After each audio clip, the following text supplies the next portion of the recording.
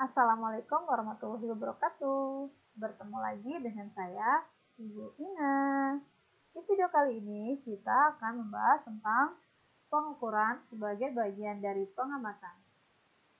Sebelumnya, Ibu tanya dulu ya, pernah tidak kalian diukur suhu badannya? Tentu pernah dong ya, apalagi di musim pandemi seperti ini. Kalian berangkat ke sekolah, sebelum masuk ke dalam sekolah, kalian diukur suhunya dulu menggunakan termogan.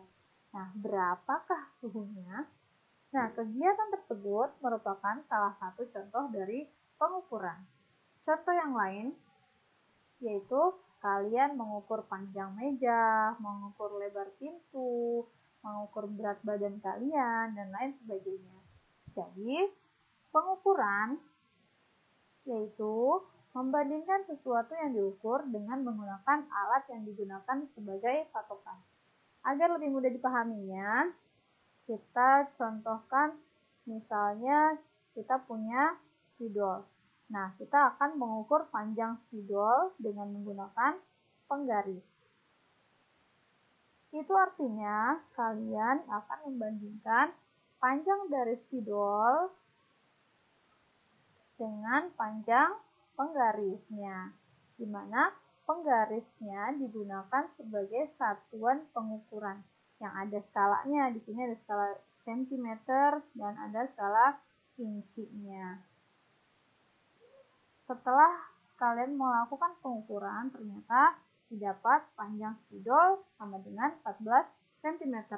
Itu artinya panjang itu merupakan besarannya, lalu sentimeter itu adalah satuannya, dan 14 itu adalah nilainya. Jadi, besaran adalah segala sesuatu yang dapat diukur. Contohnya, panjang, suhu, waktu, itu bisa diukur ya. Kalau yang tidak bisa diukur, contohnya adalah cinta. Kalian tidak bisa mengukur kadar cinta saya berapa terhadap seseorang. Lalu warna, itu juga tidak bisa diukur. Kemudian, sedangkan satuan adalah pembanding dalam pengukuran atau segala sesuatu yang digunakan untuk menyatakan hasil dari pengukuran. Contohnya adalah sentimeter, meter, liter, dan lain sebagainya. Lalu kita masuk ke jenis-jenis besaran. Besaran ini ada besaran pokok dan besaran turunan. Jadi ada dua jenis besaran. Kita bahas satu-satu ya. Besaran pokok dulu. Besaran pokok adalah besaran yang satuannya ditetapkan terlebih dahulu dan tidak diturunkan dari besaran lainnya. Ini ada bagan atau tabel besaran pokok, nama-nama besaran pokoknya, simbolnya, satuan dalam sistem internasional, singkatannya, kemudian alat ukurnya. Nah, contoh besaran pokok ini ada 7, yaitu panjang, massa, waktu, suhu, kuat arus, jumlah molekul, dan intensitas cahaya. Untuk satuannya dan simbol satuannya bisa kalian lihat di slide ya. Kemudian, besaran yang kedua adalah besaran turunan.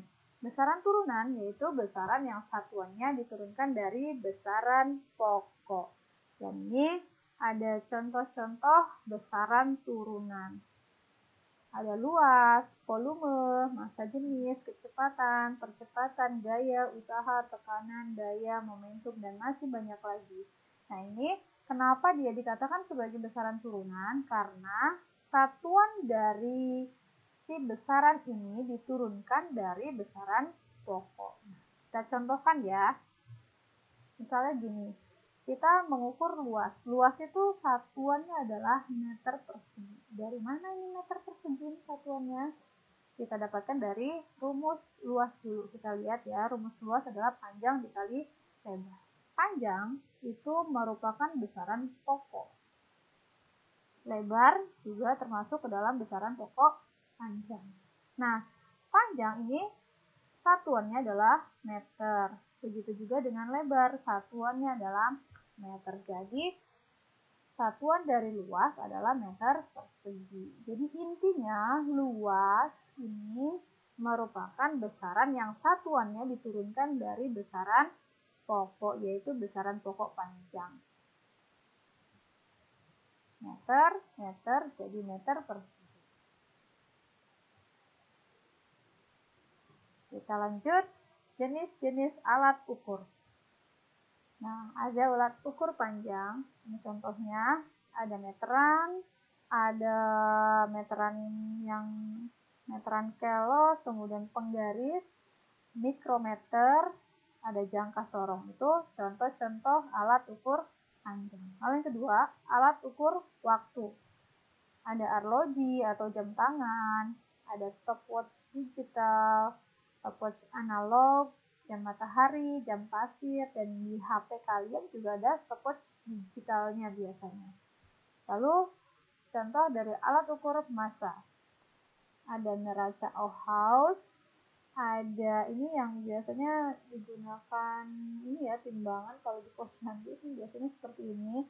Kemudian neraca dua lengan, ini yang neraca langkah, ini neraca duduk yang biasa kita kenal di pasar ya, kalau kita pakai misalnya beli telur, beli beras, pakai neraca duduk.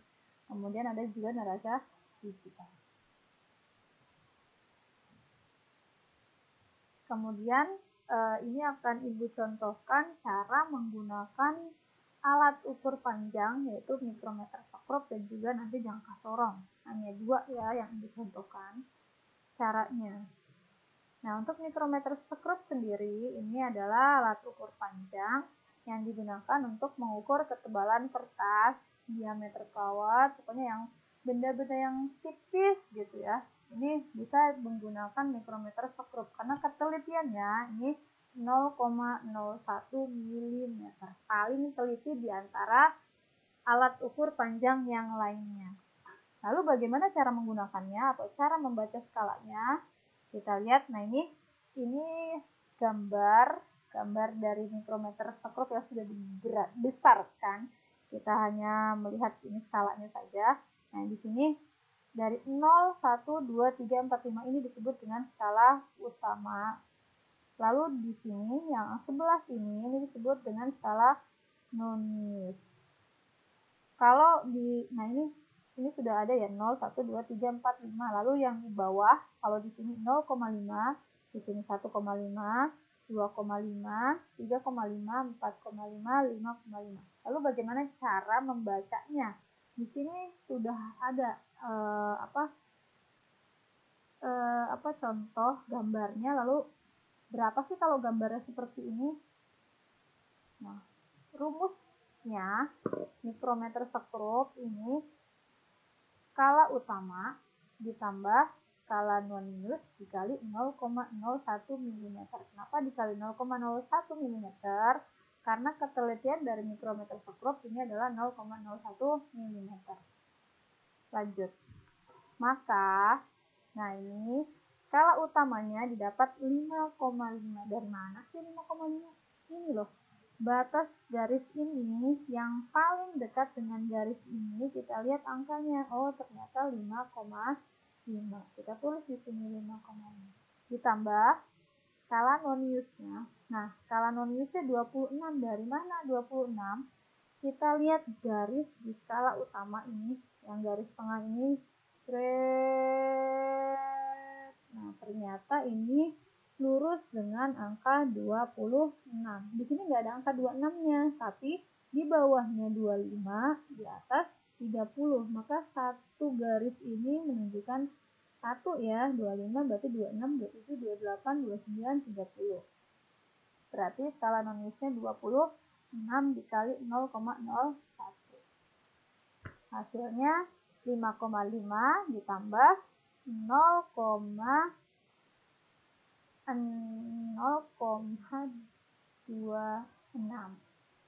sehingga didapat 5,76 mm.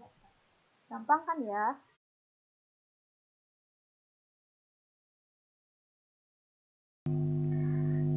Lalu selanjutnya ada jangka sorong. Jangka sorong ini adalah alat ukur panjang yang digunakan untuk mengukur diameter cincin, diameter tabung, dan lain-lain. Ketelitian dari jangka sorong adalah 0,01 cm. Lalu bagaimana cara membaca skala dari jangka sorong? Kita lihat gambar di bawah ini. Nah, ini contoh gambar jangka sorong yang mana digunakan untuk mengukur panjang dari gangsingnya ini. Untuk jangka sorong, ada yang disebut dengan skala nonius dan skala utamanya. Nah, untuk yang skala utama, ini adalah skala yang di atas sini ya. Lalu skala noniusnya yang di bawah sini. Lalu bagaimana cara mengukurnya dan rumusnya? Kita lihat dulu di sini. Rumusnya adalah skala utama ditambah skala nonius dikali 0,01 cm. Nah, di sini skala utamanya kita lihat, ini kan di daerah sini ya, antara 1 dan 2. Kalau diperbesar jadi seperti ini 1,5 di sini, ini 2. Maka skala utamanya adalah ini 1,5, 1,6, 1,7. Didapat 1,7. Kenapa 1,7? Karena di sini nolnya adalah, pokoknya sebelum angka 0 di skala noniusnya itu namanya skala utamanya. Jadi skala utamanya 1,7. Lalu skala noniusnya ini kita cari garis antara skala utama dengan skala noniusnya yang berhimpit paling lurus. Kita lihat angka 0 dengan yang atasnya enggak berhimpit. Ini juga enggak, ini juga tidak, kurang sedikit lagi. Nah, ini yang paling lurus dengan yang atas di garis ini. Berapa garisnya? Di sini 5, di sini 10. Maka 5, 6, 7, 8. Jadi skala noniusnya adalah 8 dikali 0,01. Maka didapat 1,7 ditambah 0,08. Hasilnya adalah 1,78 cm. Jadi ingat, kalau jangka sorong satuannya dalam cm, kalau mikrometer sekrup satuannya dalam milimeter. Sekian dari saya. Semoga bermanfaat, semoga dapat dimengerti. Terima kasih. Assalamualaikum.